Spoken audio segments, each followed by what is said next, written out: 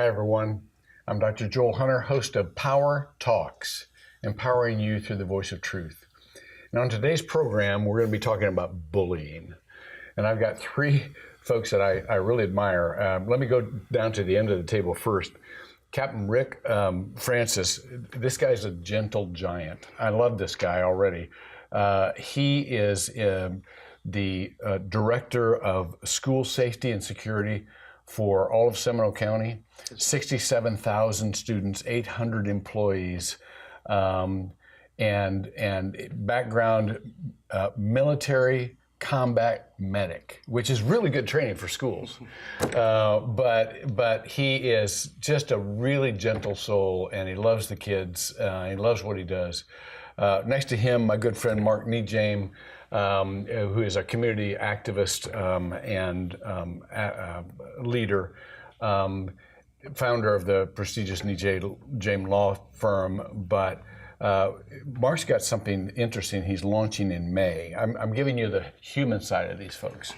And that is, he's launching Faith Social, which is a worldwide social media program, platform that brings together the world's Christian communities. That deserves a program all in itself. Nice, and so, and then Patricia. Can I just say, I just noticed you didn't identify me as a gentle giant. Mark and I are not quite what you call. We don't go to the tall store. What is that? The clothing store. Yes, sir. Yeah, the tall and big and tall, or something like that. But we do see eye to eye. We do see eye to eye. You know, we are brothers. Short people just kind of congregate together because no. And Patricia Sigmund, who specializes in employment law. She represents whistleblowers and employment law claims, and strategically advises employees as to some of the issues we're going to be talking about today. So we really appreciate you being here today. As I said, we want to concentrate both on the workplace bullying and on school bullying. First of all, I don't know who to ask this to, but there's probably a balance between appropriate intervention and just letting kids or people work it out for themselves. You know, all of us had bullies growing up. You know, we were all, you know, had bullies in our lives. It's just part of how people are wired, I think. So how do you, let me ask this to you, Rick, in a school setting, how do you help kids mature by facing bullies, and how do you coach teachers and principals and other people when it's appropriate to intervene? Is there some sort of crossing of the line here? Absolutely. What we're seeing in our schools, and we're nationally and even locally, we're seeing a decline in the typical bullying scenario. You know, we have measures. Seminole County is very aggressive on campaigns. We have 2 big bullying campaigns. We do art contests and stuff like that to get the word out. And you know, we partner with Crime Line and Speak Out, where you know kids can report this, and it comes to the proper administration, and it's obviously addressed rather quickly. We, you know, having a dedicated law enforcement officer in the schools every day, that is a plus. But you know, we have to draw the line when it comes to certain aspects of bullying. For example, more often than not, that is a school function. So obviously, we want to gear that more towards the school administration. What we are seeing a major increase in is that cyber element, which obviously we grew up, we didn't have that, which is in itself a monster that we're having to deal with. And you know, we partner with the FBI, for example, in Seminole County, where we've gone at the high school level and the middle school level, and provided a digital citizenship class to young men and women in our schools to understand that, you know, saying those things, you know, it's easy for someone to type something and send it along the way in that social media realm, and you know, those repercussions are there, and they need to understand that. And that's sometimes that face-to-face bullying, we're losing that now. They feel a little more. It's a little bit easier for them to handle it through social media. You were saying that the physical incidents, face-to-face bullying, those incidents seem to be going down, but the cyberbullying incidents seem to be going up. Yes, sir. I want to stick with this because I think we have the same issue with adults, adult to adult. Let me switch over momentarily to workplace bullying.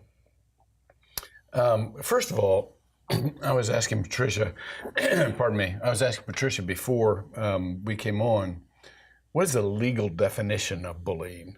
And she said it's complicated. Can you help us, kind of span that? And then, Mark, I want you to chime in. Sure. How complicated? I mean, what?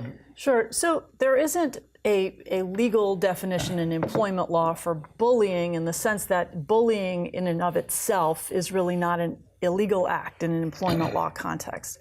But bullying is really very much akin and a part of a lot of things that are illegal in the workplace, such as sexual harassment, racial harassment, disability-based harassment, age-based harassment, harassment of a whistleblower. So what looks like bullying is really the generic kind of a layman's term for a lot of behaviors that can be illegal. And so by allowing bullying in the workplace, an employer risks that they are allowing things that do cross legal boundaries. And that's why employers, besides the good culture and good mental health that you want in a workplace, from a legal standpoint, it makes sense to eradicate bullying from a workplace in order to avoid getting into legal trouble. I gotcha. Mark, if somebody's being bullied in the workplace, like, what options do they have? Well, you see some of them here. And basically, the statutes all address this. It's become such a massive issue. But basically, if it's looking to cause or could cause or reasonably cause emotional distress, that's something that's kind of a generalized term that you can wrap around. And then what you do is, of course, you've got your HR and all that. But the reality of it is that, and if I go back to what you were first talking about, you say that we'd all been bullied at one time or another, or the bullies in the school. Part of it is something akin to the Me Too movement, whereas we now need to change the dialogue. We need to change the mindset and just realize it's simply not acceptable. And that which we normally used to accept as good old boy talk, or it was maybe a little bit of off color, can really be abusive. It can be really hurtful, and we've seen the consequences, whether it's the workplace or the school. Let me drill down on that, because does this need to be a repeated? I got to tell you, I'm freaking out when with this, because I grew up in a very huggy family. My natural inclination is to hug everybody I see. Muslims included, by the way. It's not always a good thing, because my friend who's the imam, I met his wife one time, and I thought I was restrained, and she says, we don't. And I said, oh yeah, I know. So when we talk about things that make people uncomfortable, or place people in a situation where they feel threatened, or does it need to be a repeated action? Could it be a one-time thing? Where's the line there? Because I'm more reluctant. Rick and I were talking about this. We're more reluctant in settings now to just do what we do naturally, because it might be misinterpreted given the heightened awareness of infringement of boundaries now. So talk to us about that. Well, I'm going to hit real quick your part A.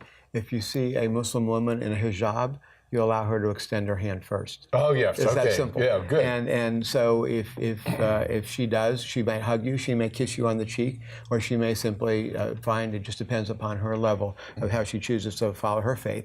So that's the simple answer on that issue. You just don't impose your will on somebody else. Right. And I think that's what it comes down to, the second part of your inquiry, and that is, a heightened sensitivity. There's nothing wrong with that. The fact is that if somebody routinely tells off-color jokes, but they're the boss or they're the leader in a workplace, then everybody's kind of got to give a fake laugh, and they just expect that's okay. Just because you've done it doesn't mean it's been right to do so. Yeah. So now we need to. There's nothing wrong with saying, "Is that all right? Yeah.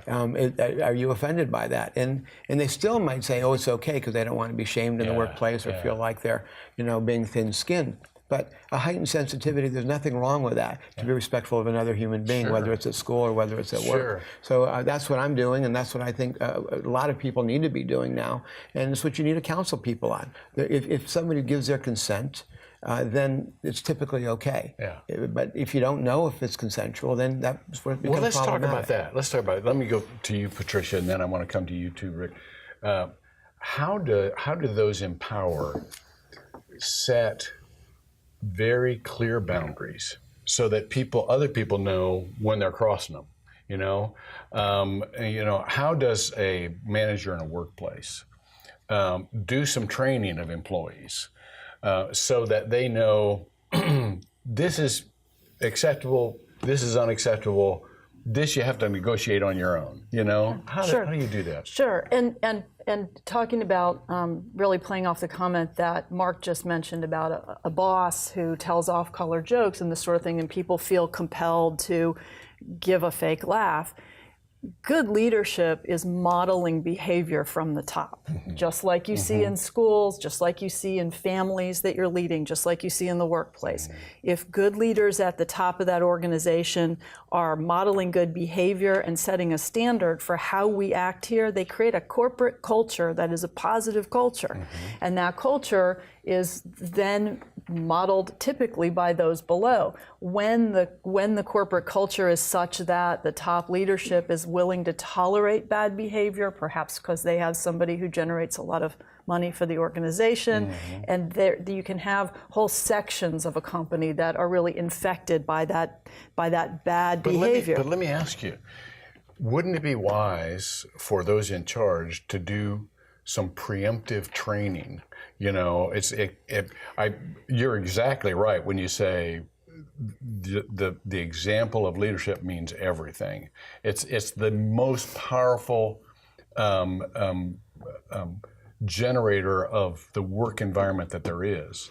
However, for others, they just kind of go, I wonder if they have in mind some boundaries that I wouldn't know about. So what about preemptive training? Sure. So training is great, and training is actually a component of any good sexual harassment policy and anti-discrimination policy. But training only goes so far. I mean, I've seen in organizations where everybody goes to a training session and then afterwards they have a big chuckle about the whole thing, and they go right back to acting the way that the corporate culture is in that organization. And so it all comes down to not only the training, but walking that walk. Yeah. And employees know, just like students know, just like kids in your home know, if you're not walking the walk, that training is just what they made us do, but it's not really how we are here. Yeah. Rick, you mentioned that you do training for different school personnel and students as well, I think. What goes into that training? So obviously, getting back to some other comments, in Seminole, and I'm sure all the school districts are the same, they have a code of conduct for the students and stuff like that. And in Seminole County, we actually have a bullying coordinator. So all bullying complaints are filtered up to that individual for DOE reporting requirements and to make sure we're doing Department of Education. Yeah, thank you. So to make sure we're doing the job we're supposed to be doing. Again, like I mentioned earlier, that's more of a school function than law enforcement. It could easily become a law enforcement function if it continues to be repeated, et cetera. But if you look at some of the critical incidents or tragic incidents we've seen, or the discipline issues, a lot of it goes back to bullying or alleged bullying. So it's important for us to recognize for our threat assessments that piece of the puzzle. And of course, that's why we have tip lines and stuff like that to help handle that, so they don't feel comfortable going to administrator. They can go that route, which is very important for us. I mentioned earlier that we have, last year we felt very the need to bring, I am in charge of school safety and security, and that is fencing and stuff like that, but that's only a small small part of the general sense of safety. We brought digital citizenship to our district, partnered with the FBI, their Innocent Images Task Force, the subject matter experts.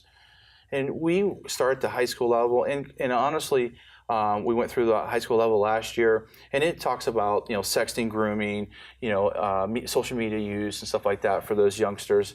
And honestly, they're seeing stuff now that we never saw, or we saw in college, whatever the case may be. They're seeing it at lower levels. So after we went through the high school level, the very first presentation, I said, we're missing a boat. We finished the high school level. This year we moved to the middle school level, and what an impact it's made. Yeah. Most 95% of the kids already have smart devices. They're all using these social media apps and stuff like that, and the parents are just not engaged. They don't know what's going on.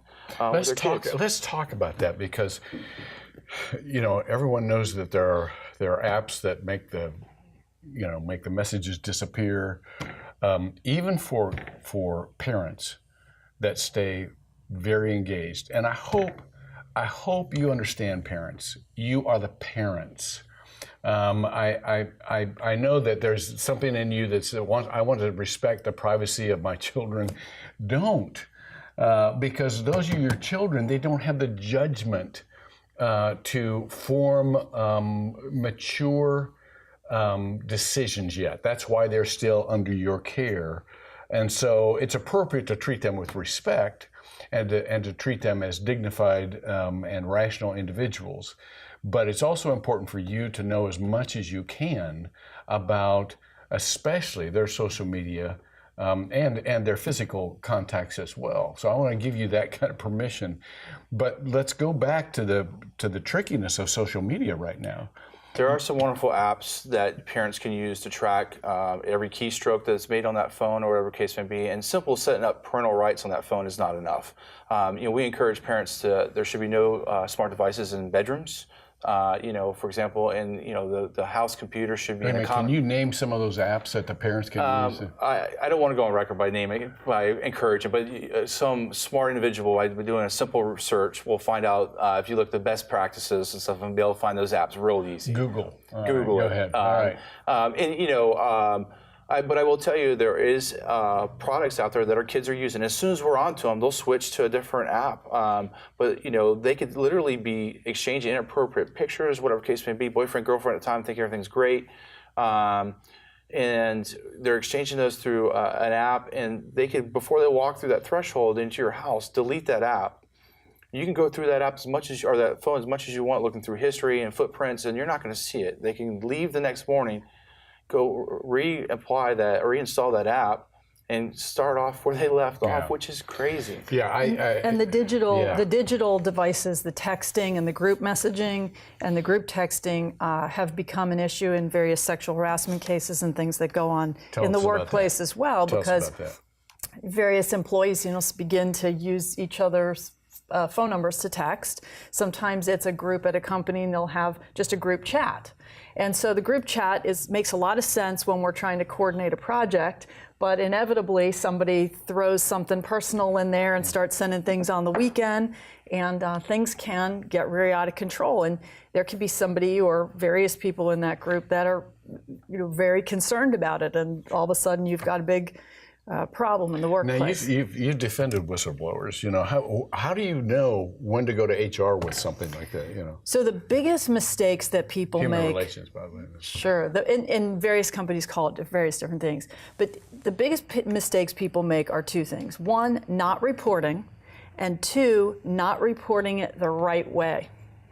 So a lot of people say, I didn't report it because I thought if I reported it, then there would be retaliation. But the reality is a lot of times they have the retaliation anyway, because the person that you're engaging with knows that you don't like this, and they're going to retaliate anyway. And now you're not going to have legal protection because you didn't go make the report.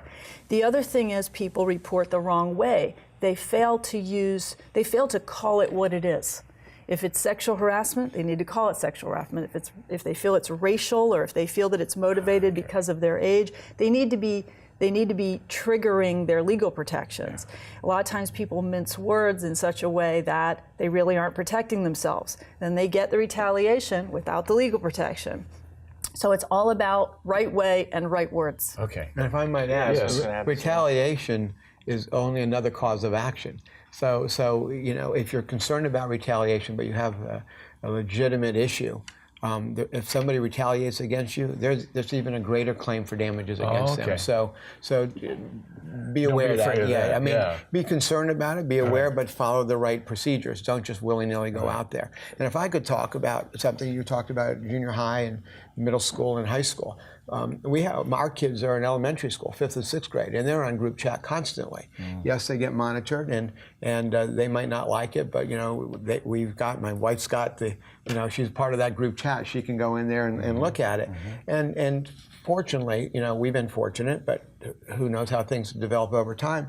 The kids self-regulate. If one kid comes in there, they really do monitor and they let it be known. But that's not true in all circumstances. And there have been instances where a child goes in there and because they might feel like they've been excluded or somebody's talking about them or they use that as a forum, and it's going on all over. And to say, well, you shouldn't be letting children in elementary school have smartphones.